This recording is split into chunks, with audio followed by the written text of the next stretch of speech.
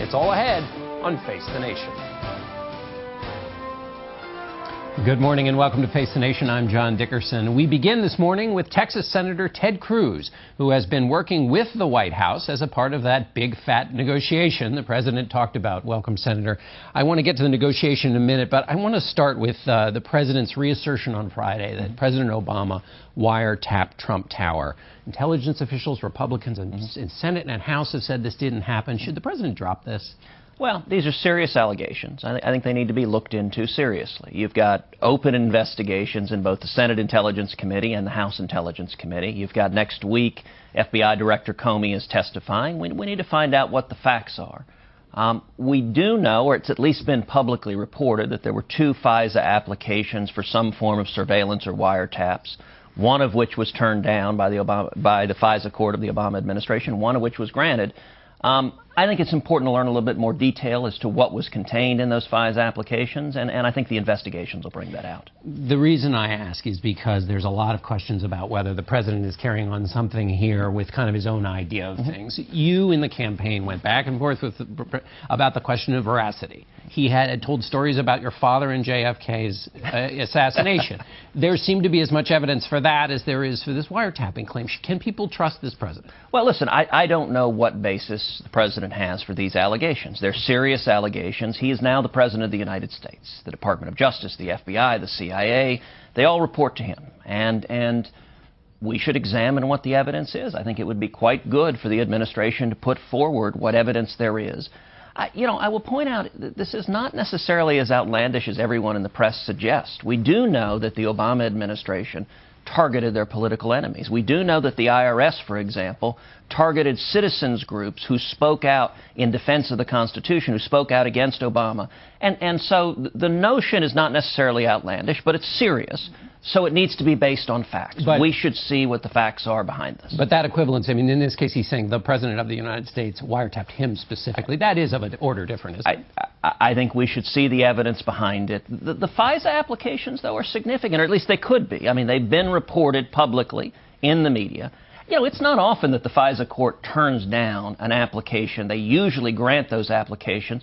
That suggests the application was probably overbroad. It's worth looking at, was there a fishing expedition that the Obama administration was trying to do or not? All right, let's move on to health care, big issue, and you are in the thick of trying to make it better.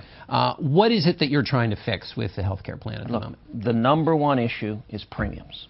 Premiums, premiums, premiums. When I'm back home in Texas, what I hear from Texans every single day is I can't afford health insurance. That Obamacare, the average family's premiums, they've risen over $5,000 under Obamacare. That's the central problem. Now, the current House bill, as drafted, I do not believe it will pass the Senate.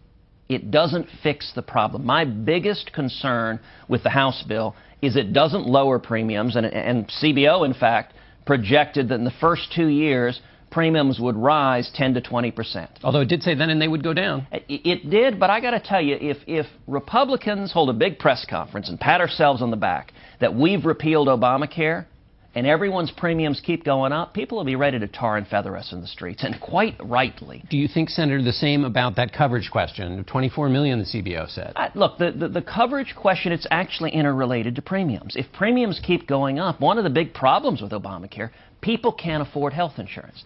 You know, a couple of weeks ago, I did a debate with Bernie Sanders, 2-hour town hall on Obamacare.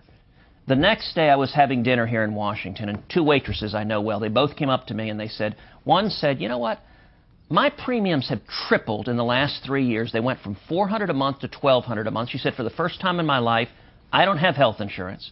She also said, for the first time in my life, this restaurant put me at under 30 hours a week. They put me at 29.99. I don't have insurance. The second waitress, who I also know well, said she was 4 months pregnant, and she had just gotten a notification from her insurance that the doctor that she likes and trusts can't deliver her baby because he's not covered. So how do you fix it? We've got to fix that. We can do that in the House bill. But the only way to drive down premiums is we need to repeal the insurance mandates. There are 12 insurance mandates that are in Obamacare. The House bill only touches 2 of them. We need to repeal those mandates to drive down cost. We need to allow purchases across state lines. We need to allow association health plans. And we need to allow people to pay premiums from health savings accounts. All of those will make it much more affordable for people to get health insurance. The President and the House Speaker say that's going to happen. It's going to be a two-step process. First, the American Health Care Act goes through, and then the second set of legislation comes on. You're chuckling. That ain't going to happen. It's their so-called three-bucket solution, which is all the good stuff is in bucket 3. Bucket 3 takes 8 Democrats. Right now, Senate Democrats are opposing everything. You can't get 8 Senate Democrats to agree on saying good morning. Anything in bucket 3, I've called bucket 3 the sucker's bucket. And what I have been urging the President and the administration and leaders in both houses, take everything in bucket 3, put it in bucket 1. We've got to actually fix this problem. Their argument is that you can't do it all in this, what you're calling bucket 1 in the American Health Care Act that Paul Ryan and the President support, because the rules of the Senate just will not allow it. And so that's what you're up against here. But that's fundamentally false. The rules of the Senate, we're on what's called budget reconciliation. It's governed by the Budget Act of 1974. It lays out a test for what's permissible on reconciliation. 6-part test. The central part of the test is it budgetary in nature? If it's budgetary in nature, you can do it. If it's not, you can't. You look at the insurance mandates. They impact billions of dollars of federal spending. And I'll point out the Obama Justice Department went before the U.S. Supreme Court twice and argued the mandates are integrally related. They're intertwined with the subsidies. You cannot sever them. Under the statute, we can do this now in bucket 1. And if we don't, this bill doesn't pass. And if it doesn't pass, it's a substantive and political disaster for everyone involved. If it doesn't have these reforms about the mandates in it in the Senate bill, will you not vote for it? I cannot vote for any bill that keeps premiums rising. Texans have look, there has been no issue I've devoted more time and energy to than Obamacare, stopping this disaster. We have a chance for an incredible substantive win for the American people. And I got to tell you, I am spending night and day meeting with House members, meeting with senators, meeting with the administration.